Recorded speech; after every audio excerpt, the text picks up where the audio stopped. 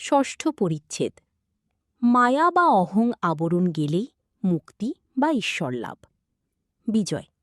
মহাশয়, কেন আমরা এরূপ বদ্ধ হয়ে আছি? কেন ঈশ্বরকে দেখতে পাই না? শ্রীরামকৃষ্ণ। জীবের অহংকারই মায়া।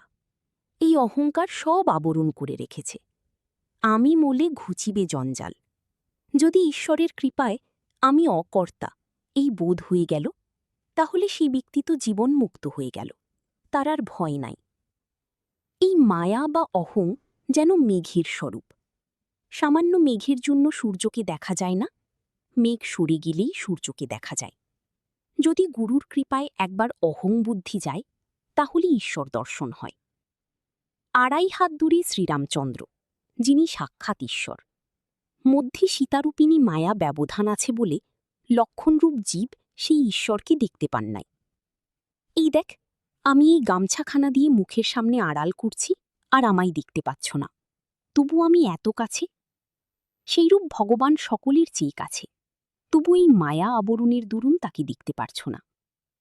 জীব তো সচ্চিদানন্দ স্বরূপ, কিন্তু এই মায়া বা অহংকারী তাদের সব নানা উপাধি হয়ে পড়েছে, আর তারা আপনার স্বরূপ ভুলে গেছে। এক একটি উপাধি হয়, আর জীবের স্বভাব বদলে যায়। যে কালো পেরে কাপড় পরে আছে, অমনি দেখবে তার নিধুক টপ্পার টান এসে জোটে। আর তাস খেলা, বেড়াতে যাবার সময় হাতে ছুরি, স্টিক এইসব এসে জোটে। রোগা লোকও যদি বুট জুতা পরে, সে অমনি শীষ দিতে আরম্ভ করে। সিঁড়ি উঠবার সময় সাহেবদের মতো লাফিয়ে উঠতে থাকে। মানুষের হাতে যদি কলম থাকে, এমনই কলমের গুণ যে সে অমনি একটা কাগজ টাগজ পেলেই তার উপর ফ্যাস ফ্যাস করে টান দিতে থাকবে। টাকাও একটি বিলক্ষণ উপাধি। টাকা হলেই মানুষ আরেক রকম হয়ে যায়, সে মানুষ থাকে না। এখানে একজন ব্রাহ্মণ আসা যাওয়া করত। সে বাহিরে বেশ বিনয়ী ছিল। কিছুদিন পরে আমরা কোন্নগরে গেছলুম। হৃদে সঙ্গে ছিল। নৌকা থেকে যাই নামছি, দেখি সেই ব্রাহ্মণ গঙ্গার ধারে বসে আছে, বোধহয় হাওয়া খাচ্ছিল। আমাদের দেখে বলছে, কি ঠাকুর? বলি, আছো কেমন? তার কথার স্বর শুনে আমি হৃদেকে বললাম, ওরে হৃদে, এই লোকটার টাকা হয়েছে, তাই এই রকম কথা। হৃদে হাসতে লাগল। একটা ব্যাঙের একটা টাকা ছিল, গর্তে তার টাকাটা ছিল। একটা হাতি সেই গর্ত ডিঙিয়ে গেছিল। তখন ব্যাঙটা বেরিয়ে এসে খুব রাগ করে হাতিকে লাথি দেখাতে লাগল, আর বললে, তোর এত বড় সাধ্য যে আমায় ডিঙ্গিয়ে যাস? টাকার এত অহংকার! জ্ঞান লাভ হলে অহংকার যেতে পারে, জ্ঞান লাভ হলে সমাধিস্থ হয়, সমাধিস্থ হলে তবে অহং যায়। সেই জ্ঞান লাভ বড় কঠিন। বেদে আছে যে সপ্তম ভূমিতে মন গেলে তবে সমাধি হয়, সমাধি হলেই তবে অহং চলে যেতে পারে। মনের সচরাচর বাস কোথায়? প্রথম 3 ভূমিতে, লিঙ্গ, গুহ, নাভি, সেই 3 ভূমি। তখন মনের আসক্তি কেবল সংসারে, কামিনী কাঞ্চনে। হৃদয়ে যখন মনের বাস হয়, তখন ঈশ্বরীয় জ্যোতি দর্শন হয়। সে ব্যক্তি জ্যোতি দর্শন করে বলে, এ কি, এ কি? তারপর কণ্ঠ। সেখানে যখন মনের বাস হয়, তখন কেবল ঈশ্বরীয় কথা কহিতে ও শুনিতে ইচ্ছা হয়। কপালে, ভ্রূমধ্যে মন গেলে তখন সচ্চিদানন্দরূপে দর্শন হয়। সেই রূপের সঙ্গে আলিঙ্গন, স্পর্শন করতে ইচ্ছা হয়, কিন্তু পারে না। লণ্ঠনের ভিতর আলো দর্শন হয়, কিন্তু স্পর্শ হয় না। ছুঁই ছুঁই বোধ হয়, কিন্তু ছোঁয়া যায় না। সপ্তম ভূমিতে মন যখন যায়, তখন অহং আর থাকে না, সমাধি হয়। বিজয়।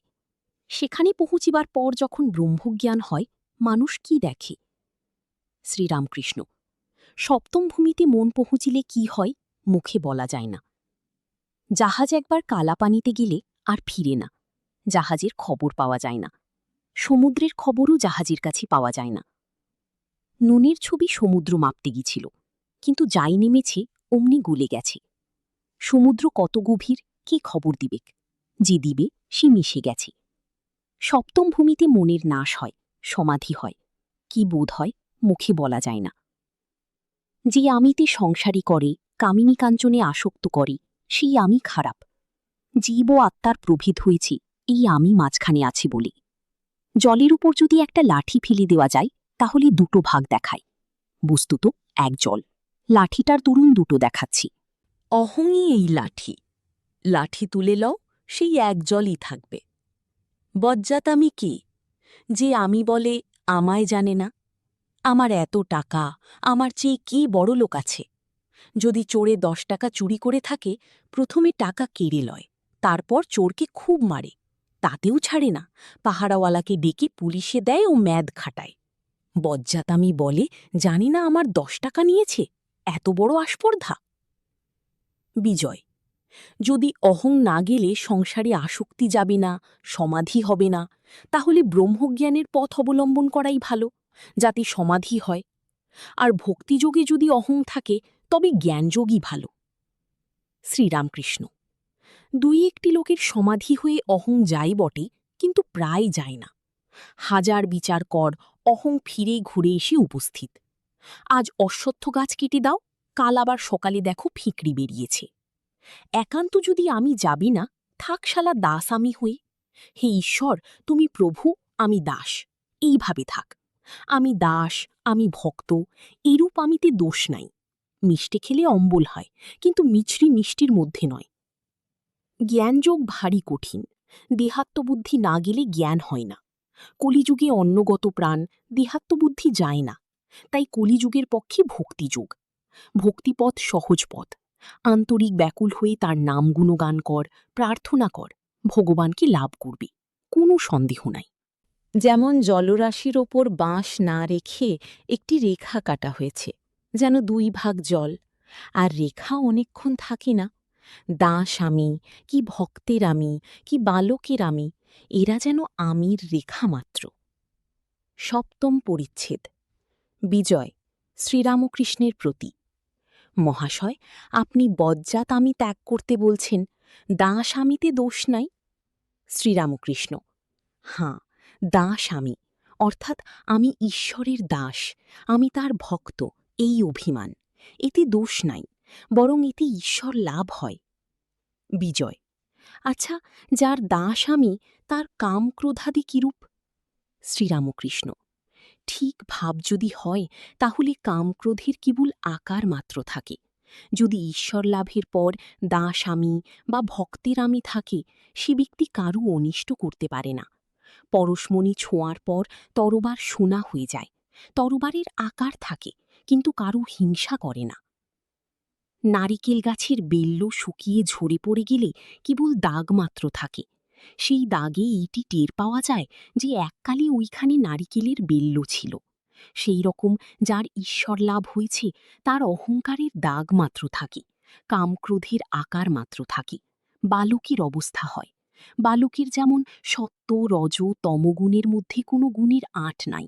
বালকের কোনো জিনিসের উপর টান করতেও যতক্ষণ, তাকে ছাড়তেও ততক্ষণ। একখানা 5 টাকার কাপড় তুমি 8 পয়সার পুতুল দিয়ে ভুলিয়ে নিতে পারো, কিন্তু প্রথমে খুব আঁট করে বলবে, এখন না, আমি দেব না, আমার বাবা কিনে দিয়েছে। বালকের আবার সব্বাই সমান, ইনি বড় উনি ছোট, এরূপ বোধ নাই, তাই জাতি বিচার নাই। মা বলে দিয়েছে ও তোর দাদা হয়, সে ছুতোর হলেও এক পাতে বসে ভাত খাবে। বালকের ঘৃণা নাই, সূচি অসুচি বোধ নাই, পায়খানায় গিয়ে হাতে মাটি দেয় না। কেউ কেউ সমাধির পরও ভক্তের আমি, দাস আমি নিয়ে থাকে। আমি দাস, তুমি প্রভু, আমি ভক্ত, তুমি ভগবান, এই অভিমান ভক্তির থাকে। ঈশ্বরলাভের পরও থাকে, সব আমি যায় না। আবার এই অভিমান অভ্যাস করতে করতে ঈশ্বর লাভ হয়, এরই নাম ভক্তিযোগ।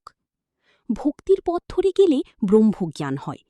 ভগবান সর্বশক্তিমান মনে করলে ব্রহ্মজ্ঞানও দিতে পারেন। ভক্তেরা প্রায় ব্রহ্মজ্ঞান চায় না। আমি দাস, তুমি প্রভু, আমি ছেলে, তুমি মা, এই অভিমান রাখতে চাই। বিজয়, যারা বেদান্ত বিচার করেন তাঁরাও তো তাঁকে পান? শ্রীরামকৃষ্ণ, হাঁ, বিচারপথেও তাঁকে পাওয়া যায়, একেই জ্ঞানযোগ বলে। বিচারপথ বড় কঠিন। তোমায় তো সপ্তভূমির কথা বলেছি, সপ্তভূমিতে মন পৌঁছিলে সমাধি হয়। ব্রহ্ম সত্য, জগৎ মিথ্যা, এই বোধ ঠিক হলে মনের লয় হয়, সমাধি হয়। কিন্তু কলিতে জীব অন্নগত প্রাণ, ব্রহ্ম সত্য জগৎ মিথ্যা কেমন করে বোধ হবে? সেই বোধ দেহবুদ্ধি না গেলে হয় না। আমি মন নই, চতুর্বিংশতি তত্ত্ব নই, আমি সুখ দুঃখের অতীত, আমার রোগ শোক জরা মৃত্যু কই। এইসব বোধ কলিতে হওয়া কঠিন। যতই বিচার করো, কোনখান থেকে দেহাত্মবুদ্ধি এসে দেখা দেয়। অশ্বত্থ গাছ এই কেটে দাও, মনে করলে মূল শুদ্ধ উঠে গেল, কিন্তু তার পরদিন সকালে দেখ গাছের একটি ফ্যাঁকড়ি দেখা দিয়েছে। দেহাভিমান যায় না। তাই ভক্তিযোগ গলির পক্ষে ভালো, সহজ। আর চিনি হতে চাই না, চিনি খেতে ভালোবাসি। আমার এক কখন ইচ্ছা হয় না যে বলি আমি ব্রহ্ম। আমি বলি তুমি ভগবান, আমি তোমার দাস। পঞ্চম ভূমি আর ষষ্ঠ ভূমির মাঝখানে বাজ খোলানো ভালো। ষষ্ঠ ভূমি পের হয়ে সপ্তম ভূমিতে অনেকক্ষণ থাকতে আমার স্বাদ হয় না। আমি তার নাম গুণগান করব, এই আমার স্বাদ। সেব্য সেবক ভাব খুব ভালো। আর দেখ, গঙ্গারই ঢেউ, ঢেউয়ের গঙ্গা কেউ বলে না। আমি সি, এ অভিমান ভালো নয়। দেহাত্মবুদ্ধি থাকতে যে এই অভিমান করে তার বিশেষ হানি হয়। এগোতে পারে না, ক্রমে অধঃপতন হয়। পরকে ঠকায়, আবার নিজেকে ঠকায়, নিজের অবস্থা বুঝতে পারে না। কিন্তু ভক্তি অমনি করলেই ঈশ্বরকে পাওয়া যায় না। প্রেমাভক্তি না হলে ঈশ্বর লাভ হয় না। প্রেমাভক্তির আরেকটি নাম রাগভক্তি। প্রেম অনুরাগ না হলে ভগবান লাভ হয় না। ঈশ্বরের উপর ভালোবাসা না এলে তাকে লাভ করা যায় না। আর এক রকম ভক্তি আছে, তার নাম বৈধি ভক্তি। এত জপ করতে হবে, উপোস করতে হবে, তীর্থে যেতে হবে, এত উপচারে পূজা করতে হবে, এতগুলি বলিদান দিতে হবে। এসব বৈধি ভক্তি। এসব অনেক করতে করতে ক্রমে রাগ ভক্তি আসে। কিন্তু রাগ ভক্তি যতক্ষণ না হবে ততক্ষণ ঈশ্বর লাভ হবে না। তার উপর ভালোবাসা চাই। সংসার বুদ্ধি একেবারে চলে যাবে, আর তার উপর ১৬ আনা মন হবে, তবেই তাকে পাবে। কিন্তু কারু কারু রাগভক্তি আপনা আপনি হয়, স্বতঃসিদ্ধ, ছেলেবেলা থেকেই আছে। ছেলেবেলা থেকেই ঈশ্বরের জন্য কাঁদে, যেমন প্রহ্লাদ। বিধিবাদীয় ভক্তি যেমন হাওয়া পাবে বলে পাখা করা, হাওয়ার জন্য পাখার দরকার হয়। ঈশ্বরের উপর ভালোবাসা আসবে বলে জপ তপ উপবাস। কিন্তু যদি দক্ষিণে হাওয়া আপনি বয়, পাখাখানা লোকে ফেলে দেয়। ঈশ্বরের উপর অনুরাগ প্রেম আপনি এলে জপাদি কর্ম ত্যাগ হয়ে যায়। হরিপ্রেমে মাতোয়ারা হলে বৈধিকর্ম কি করবে? যতক্ষণ না তার উপর ভালোবাসা জন্মায় ততক্ষণ ভক্তি কাঁচা ভক্তি। তার উপর ভালোবাসা এলে তখন সেই ভক্তির নাম পাকা ভক্তি। যার কাঁচা ভক্তি সে ঈশ্বরের কথা উপদেশ ধারণা করতে পারে না। পাকা ভক্তি হলে ধারণা করতে পারে। ফটোগ্রাফির কাঁচে যদি কালি মাখানো থাকে তাহলে যা ছবি পড়ে তা রয়ে যায়, কিন্তু শুধু কাঁচের উপর হাজার ছবি পুরুক একটাও থাকে না।